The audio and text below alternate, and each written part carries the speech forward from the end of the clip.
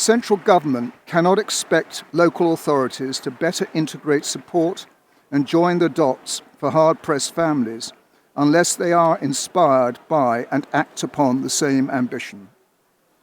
A good point at which to introduce the first speaker on our panel, and everyone will be talking for 4 or 5 minutes or so to enable interaction and questions later on. We're very pleased and privileged to have the new Minister for Families and Children, David Johnston, that he was willing and able to join us despite a flood of other invitations. A formal Social Mobility Commissioner and CEO of the Social Mobility Foundation, he's written about the importance of families and parenting to children's outcomes. So for us, it was an inspired appointment in the recent mini-shuffle. So may I hand over now to David Johnston. Thank you very much, Lord Farmer, and thank you for all the work that you've done on this area with Samantha and others, because it's made a huge difference to the government's thinking in this area and will continue to do so.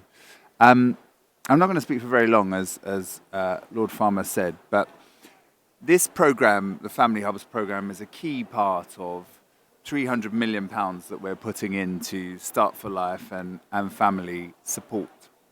And as I think most of you know, Family Hubs will have a sort of core set of focus areas: parent and infant mental health, infant feeding, parent support, establishing parent-carer panels. And we hope that they will serve as a sort of one-stop shop for people to be able to access the support that they need, the services that they need, up to the age of 19, or in the case of children with special educational needs, up to the age of 25. And as some of you may know, before I went into politics in 2019, I had never done anything in politics before. I had never been a candidate, a councillor, never been an advisor, nothing. I had run charities for disadvantaged children and young people with a slightly different focus, but it's impossible to ignore, anytime you're working with children and young people, the importance of families and the importance of parenting. And although that my predecessor, Claire Coutinho, was doing a great job, and she'd left me big shoes to fill, but we were both working together before she got that job on this area, because we felt that for too long parenting and the importance of family had been neglected, when some studies say that 80% of what happens to us is nothing to do with school, it's all to do with what happens at home. And through the charities I ran, you saw where family support worked and where it didn't.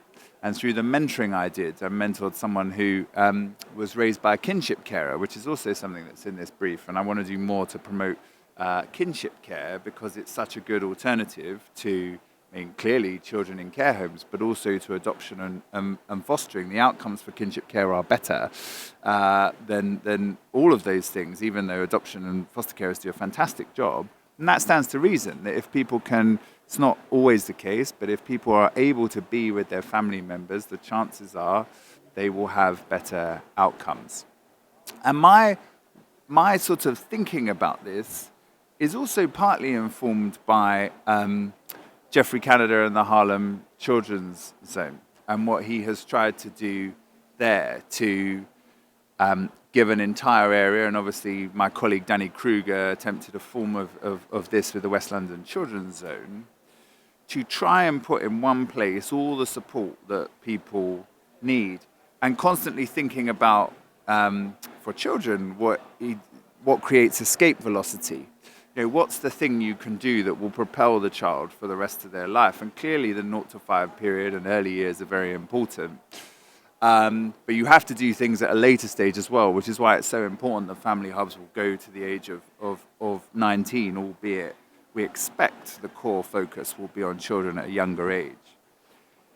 And over and above, because I know people always want to know sort of how the new minister's thinking about these things, over and above what we have set out for family hubs to have better outcomes for children and for their families, there's really three things I'm thinking about within this. One is to elevate the importance of parenting and families. And one of the things that Claire and I used to have the discussion about was how, parenting, governments have tried different things on parenting, but it still largely remained this taboo subject where you might get attacked from the right for wanting a nanny state that wants to bring up children, or attacked from the left for demonizing what parents are doing. Attacked in both cases by journalists and others who are doing exactly the right things for their own children. And we need to spread that knowledge. So one thing for me is to elevate the importance of parenting and family networks, and that where we can keep children with their families, and it's appropriate to do so, we should do so. The second thing is to build networks for parents, because actually one of the key things that makes a difference is whether a parent has other parents that they can interact with to help them understand. There's someone I know who's just become a new mum, and like anybody who's just become a new mum, she has no idea about all the things she's supposed to be doing when she first starts. And thankfully, her mum is able to help her with those things. But as many people have said, there is no manual, there is no tests like learning to drive a car, and we need to build networks for parents so that they're not isolated, because where they are isolated, we often see some of the problems that we've had. And the third, because my whole focus of my career before becoming an MP was disadvantaged children, is to make sure that family hubs work for disadvantaged children. There's a big debate about Sure Start, whether it was effective, whether it wasn't.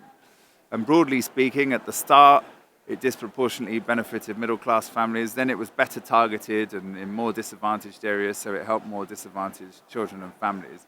But this has got to be a key focus for family hubs. Not the only focus. They're not just for disadvantaged parents and children, but those are often the families that most need support, and they want that support but don't know sometimes how to get it. And that's what I think family hubs have got to have a real focus on. So I look forward to the discussion, but thank you very much for now.